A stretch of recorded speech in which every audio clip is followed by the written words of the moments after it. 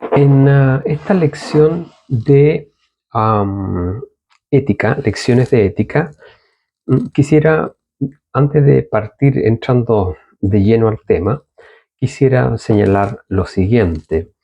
Eh, Suelo yo postear am, y comentar muchas veces un reclamo contra el pensamiento, contra el tradicionalismo que hay en Chile y sobre todo con la tendencia, digamos, arraigada de, eh, de vincular la política y la ética chilena a- al pensamiento de la antigüedad.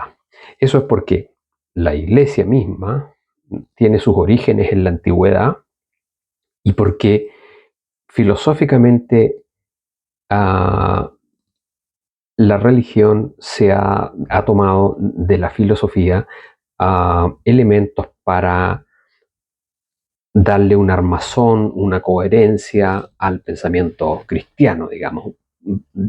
Esto quiere decir, ha elaborado una filosofía de la religión. Eh, entonces, entonces, da la impresión que yo, digamos, rechazo el pensamiento de la antigüedad y que soy ciegamente un modernista. Me considero un modernista, efectivamente, abogo por la modernización del país en distintas esferas, pero quisiera, digamos, decir que me parece interesante tratar esta temática, primero partir por las lecciones de ética, porque resulta que eh, la primera fuente desde la cual surge la moralidad es efectivamente de la religión, digamos. La religión es la primera fuente a partir de la cual aparecen los comportamientos morales, ¿ya? Y por eso es interesante. Eh, y también porque eh, la ética tiene sus fundamentos en el pensamiento antiguo. Lo que ocurre es que en la tradición católica, especialmente en la tradición católica, eh, todo el pensamiento antiguo ha quedado principalmente reducido a el pensamiento socrático, representado por las figuras de Platón y Aristóteles, y luego por filosofía uh, postsocrática, ¿ya?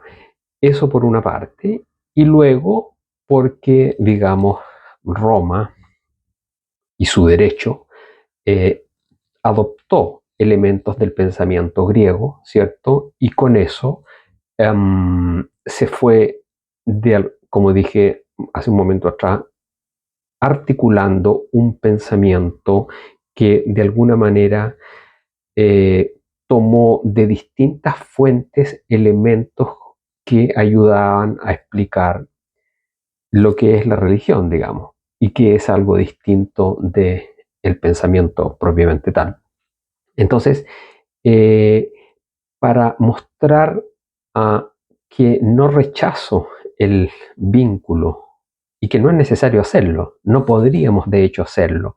El vínculo que tiene nuestro presente con el mundo antiguo es que me parece interesante abordar esta cuestión sobre unas lecciones de ética, porque aprovechamos de, digamos, descubrir cuál es la vinculación entre religión y moral, por una parte. Podemos ver también en qué consiste el pensamiento filosófico anterior a la figura de Sócrates y al pensamiento socrático, que es el que, como digo, nos llega principalmente a, a, partir de la adopción que la Iglesia va haciendo a, con el transcurrir de los siglos del pensamiento de estos filósofos, primero platónico y luego aristotélico, eh, y sobre todo porque llegado a un punto en el cual la historia conoce como la historia occidental conoce como el Renacimiento, hay un redescubrimiento del pensamiento antiguo que va más allá de las ideas que se pueden y que se consideraban hasta entonces como la guía, digamos, o la tradición central de Occidente, como decía un profesor que tuve de filosofía,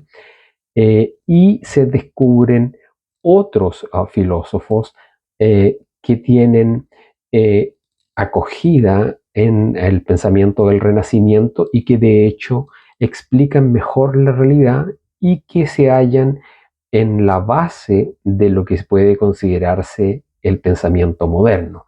Entonces, quiero mostrar esa vinculación para decir que no se trata de rechazar el pensamiento de la antigüedad, sino que se trata de ampliar el abanico, ampliar el espectro y mostrar que habían otros pensadores, otro pensamiento anterior al pensamiento socrático, y que luego se redescubre en el Renacimiento y da origen al pensamiento. Están ahí raíces y elementos importantes que dan origen al pensamiento moderno.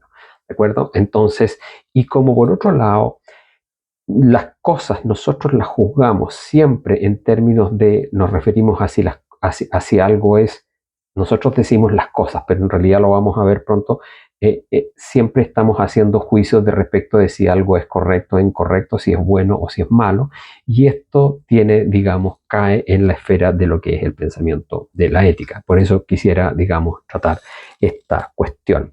Entonces, lo primero es decir que esa es la manera, digamos, de introducirnos a esta parte o esta lección que podríamos denominar como religión y moral. Dije en algún momento que había llegado, digamos, había sido conducido a esta temática a propósito del famoso libro del sociólogo Max Weber de Ética Protestante y el espíritu del capitalismo, que me pareció que reducía la ética especialmente a su fuente religiosa y me dio la impresión de que eran, y ese libro es muy difundido en Chile y en otros lugares, un gran libro hay que decirlo, pero reduce la ética a su fuente religiosa y eso es lo que me propuse, digamos, investigar y eso es lo que quiero brevemente comentar en estas lecciones sobre ética y en este caso sobre religión y moral. Uno de sus, digamos, en el enfoque en el enfoque filosófico que le voy a dar, hay un estudio interesante que se publicó en Chile de August Brunner, que se titula su obra La religión, ¿ya? Y él hace un estudio bien interesante sobre la filosofía de la religión. Existe en Chile en distintas librerías, es un libro del año 63, es un tanto antiguo, pero Herder es una editorial que tiene presencia en Chile y probablemente quien lo busque lo puede encontrar. Yo me quedé del trabajo de él con algunos pequeños capítulos que son introductorios, porque lo que me interesa es entrar al ámbito de la filosofía, en el cual voy a ubicar la ética, pero antes de eso, la ética tiene efectivamente en sus comienzos la moral más que la ética, tiene, digamos, decimos por ética principios. Pero antes de principios, lo que uno observa son ciertas costumbres, la ética como un fenómeno descriptivo, como costumbres que pueden ser observadas en distintos lugares del planeta. Y entonces, eh, como digo, eso es lo primero. Tiene indudablemente una fuente religiosa y esa es la que quería abordar aquí. Entonces, lo primero que nos dice Brunner es que en la relación entre religión y moral, los fundamentos filosóficos de la religión lo que hacen es identificar a la propiedad de lo divino, ¿ya? Así lo plantea él, la propiedad de lo divino. Y él reconoce que hay dos cosas que son fundamentales para poder, digamos, introducirse en esta relación, ¿cierto? Y es que la religión reconoce una unicidad y una espiritualidad de lo divino. Y lo que quiere decir o nos da a entender por unicidad es en el fondo monoteísmo, ¿ya? Lo que Brunner nos presenta como unicidad es diferenciar las religiones judaica, cristiana e islámica respecto de que son religiones monoteístas respecto de otros tipos de religiones como las que podemos encontrar en la India y en Asia, digamos, ¿ya? Que no son religiones monoteístas propiamente tal. Entonces, parte de la filosofía de la religión en Brunner nos dice, cierto, que la unicidad y la espiritualidad de lo divino son un núcleo sin el cual la religión no puede existir, sobre todo y especialmente en el caso de la espiritualidad de lo divino, digamos, ¿ya? Eh, Sin el espíritu, dice él, hay que, como lo acabo de decir hace un momento atrás, el espíritu lo vamos a ver cuando entremos a la filosofía moral. Estamos en la etapa previa en donde hay una fuerte influencia de la religión sobre la moral propiamente tal. Entonces, en ese ámbito, la espiritualidad es muy importante y la espiritualidad ha sido en este ámbito distinguida de lo material del mundo. Es decir, el mundo en esta esfera que estamos hablando es concebido como existiendo materia y existiendo espíritu como distinto de la materia. Esto para la religión es fundamental, es nuclear, es el piso, es la base, ¿de acuerdo? Y eso es lo que nos dice Brunner en su estudio, como digo, de la filosofía de la religión.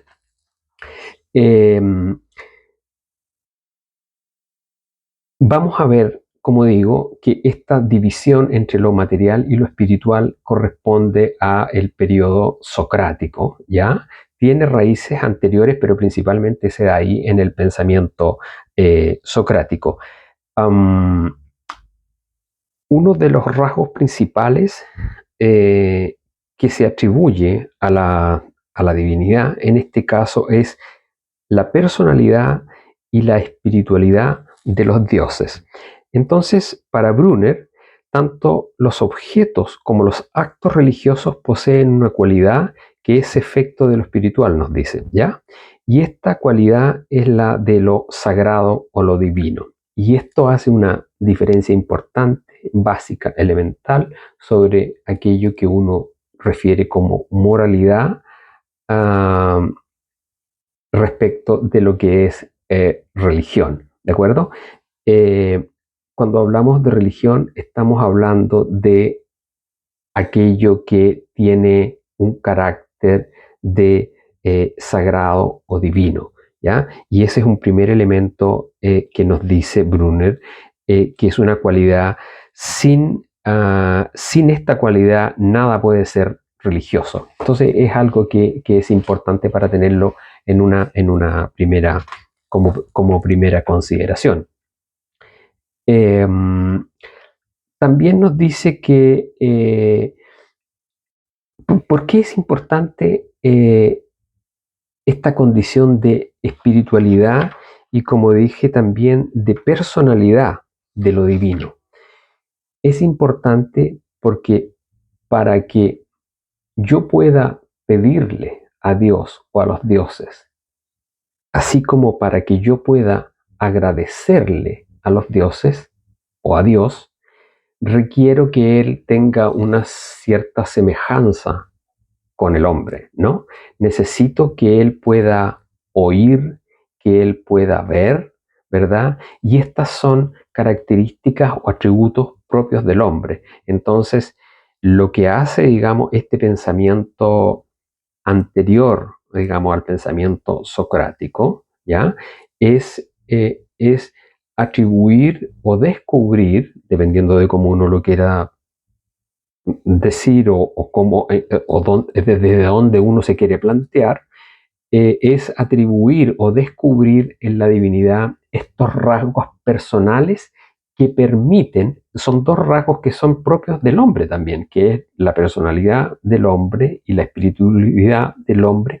Él los comparte con la divinidad, ¿de acuerdo? Y eso es lo que permite que efectivamente haya una comunicación y se pueda, y el Dios o los dioses puedan oírnos, puedan vernos, ¿ya? Y puedan efectivamente intervenir o regocijarse con holocaustos o hechos que los hombres pueden hacer en gratitud hacia ellos, digamos, ¿ya? Entonces, esto es un rasgo muy importante. Como dice acá, es una condición de lo espiritual que solo seres personales tienen capacidad de comprender, de dirigir a otros o de desviarlos, de oír, de ser escuchados, de ruegos o de desecharlos, de perdonar, de castigar y de premiar. Entonces, por eso que es tan importante, como digo, esta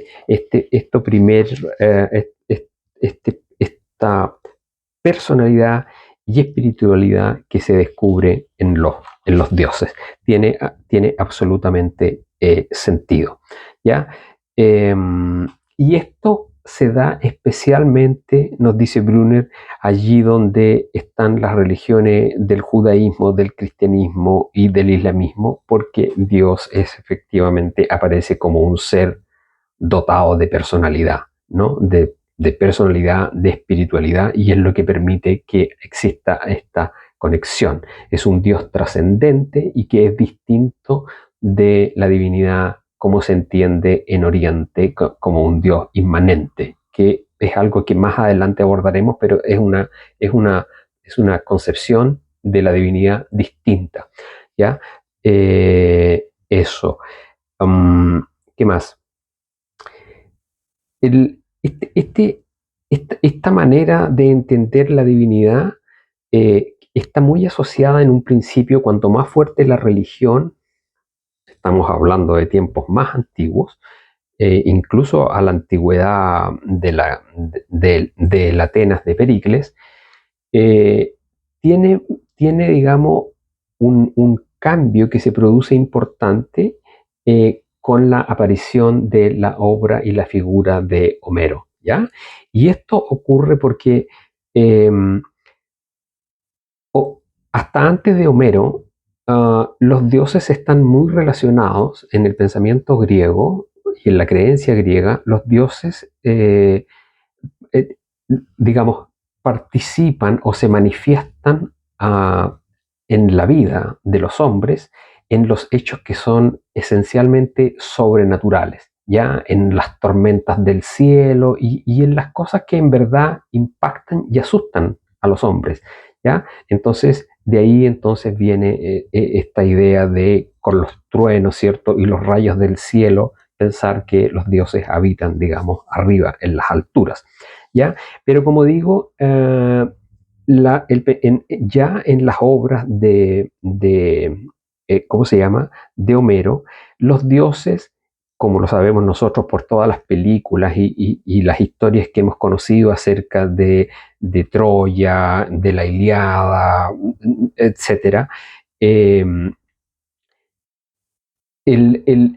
los dioses entran a participar activamente y ya no solamente como en forma extraordinaria, sino que participan activamente del quehacer y las actividades de los hombres, ¿ya? Entonces, lo que dice Brunner es que en ese momento, digamos, se produce un punto de inflexión en el cual la divinidad deja de estar relacionada con lo que es extraordinario, anormal y que sorprende en la naturaleza, y al él concebir que los dioses participan rutinariamente de las acciones de los hombres, mostrando el principio y el fin, aunque dejando una cierta libertad para que ellos puedan maniobrar, ¿ya? Que es un poco lo que plantea la actual teoría del juego, eh, entonces eso significó un cambio importante y un retroceso para la religión como había sido entendida hasta entonces.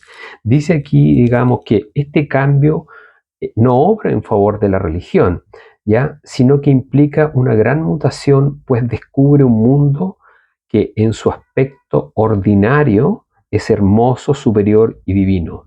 el campo visual se extiende más allá de lo extraordinario y pavoroso, y es precisamente a consecuencia de esta mutación que la filosofía y la ciencia pudieron desarrollarse en Grecia.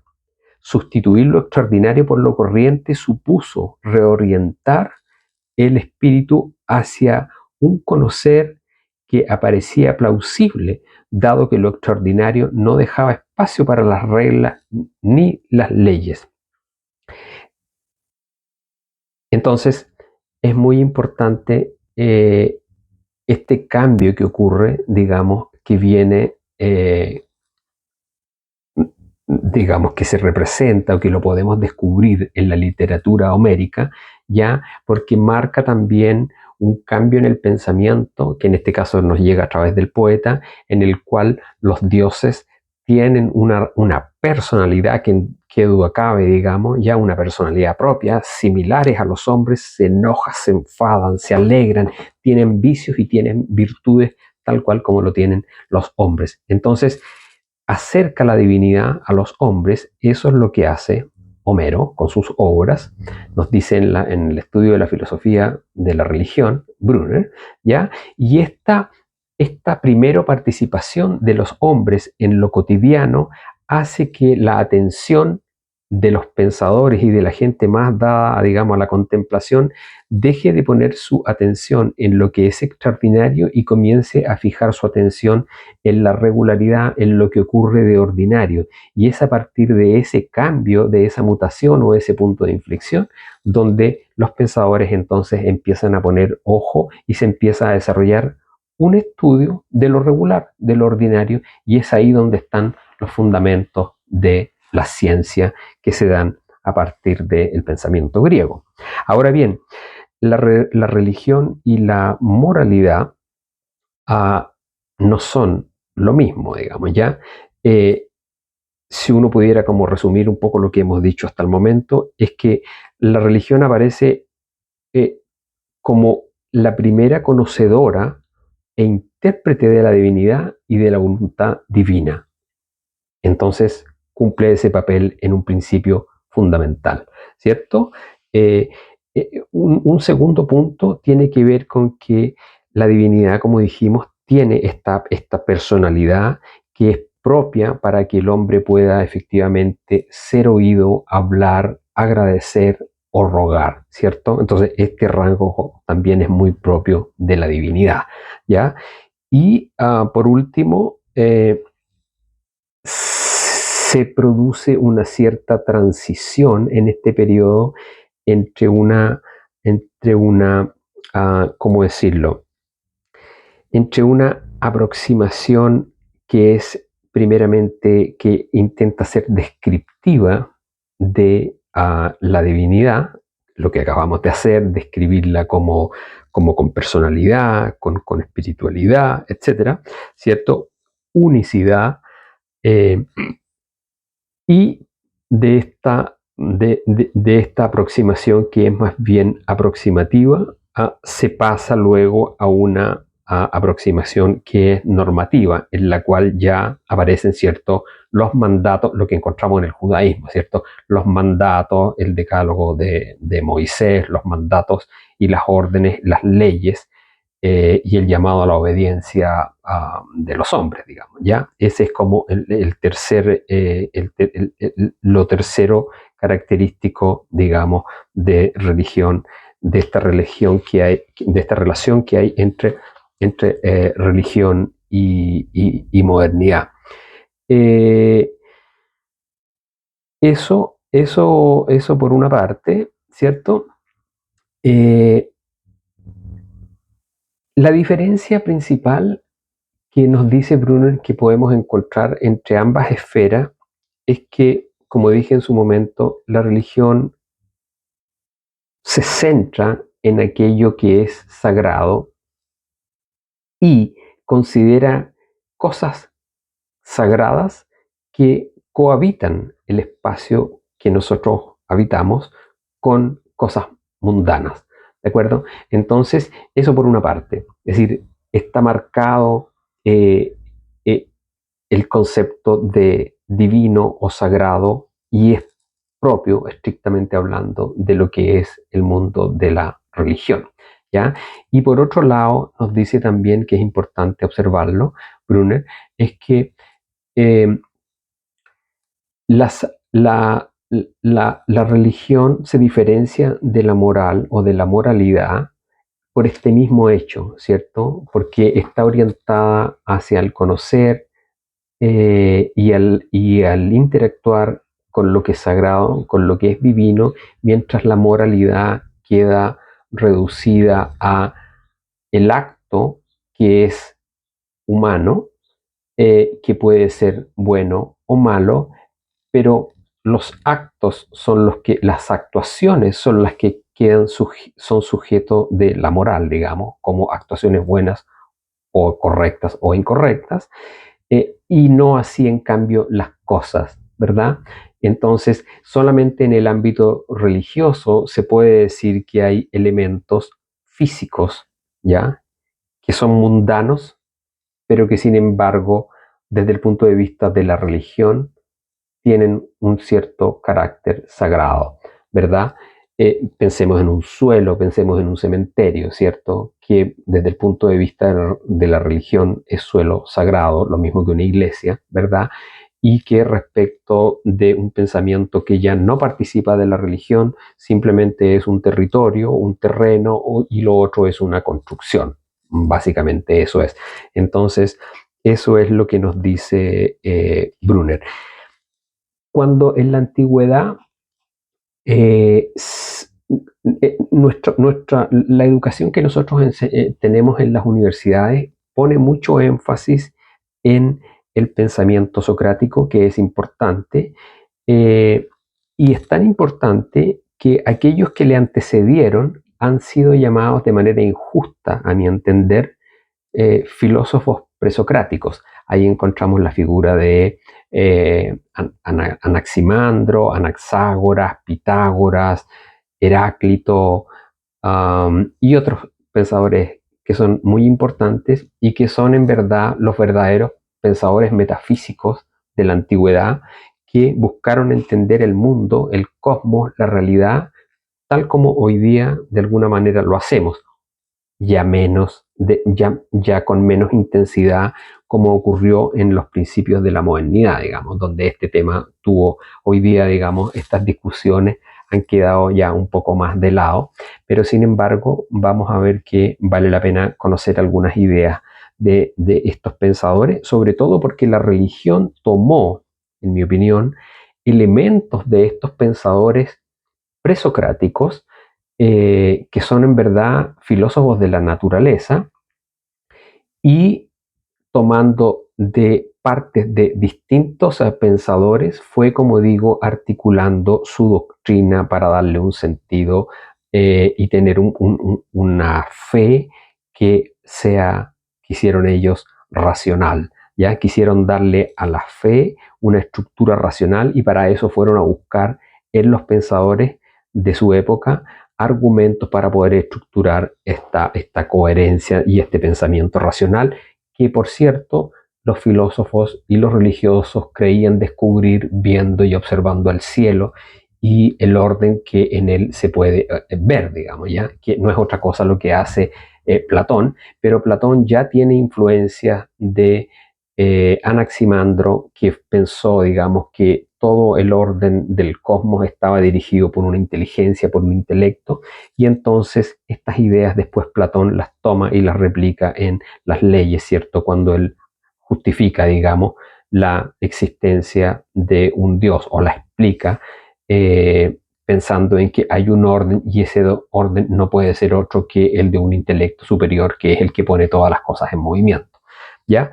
Como digo, eso es de estos antes de entrar a la filosofía socrática, que la vamos a ver como parte de estas lecciones, es interesante y conviene revisar algunos pensadores, filósofos de la naturaleza, y de entre los varios que hay, para efectos de la ética, me voy a centrar en el caso de dos que me parece que actúan como flange, que son Pitágoras y Heráclito, porque ellos tienen, especialmente ellos dos, tienen una característica de ser como una suerte como de filósofos o chamanes religiosos, o sea, son religiosos y filósofos al mismo tiempo, enseñan como una suerte de religión y al mismo tiempo conocimientos acerca de la realidad y de cómo creen que es el orden del mundo, ¿de acuerdo? Entonces ellos dos tienen esta característica muy peculiar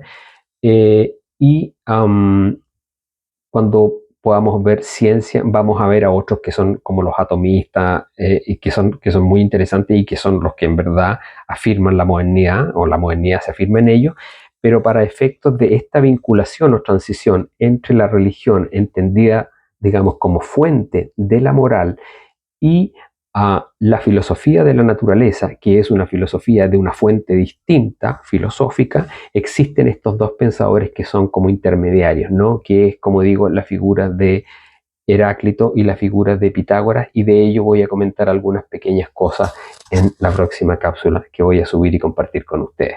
Eso, nos vemos en la siguiente cápsula que se llama Filosofía Moral. Eso.